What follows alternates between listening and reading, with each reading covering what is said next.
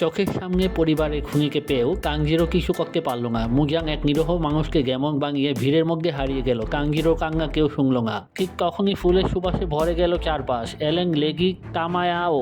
তিনি একজন গেমন হয়েও মানুষকে বাঁচান। তার জাদুকরী শক্তিতে শান্ত হলো পরিস্থিতি। তারা কাংজিরোকে নিয়ে গেলেন এক অদৃশ্য বাড়িতে, কিন্তু কামায়াওর সহকারী না নেজুকোকে কুৎসিত বললি কেন?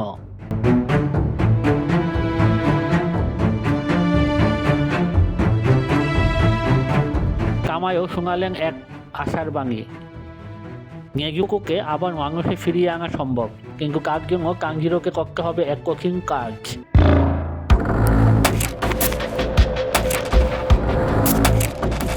হঠাৎ বুম! শান্তি বেশিক্ষণ টিকল না। মুজিয়াংয়ের বাঁচানো খুনিরা খুঁজে পেয়েছে তাদের। পরের পর্বে শুরু হবে এক ভয়ঙ্কর লড়াই। Follow, like, copy link share করে সিনেমেটিক প্রো রিস্টারের পাশেই থাকুন। ধন্যবাদ।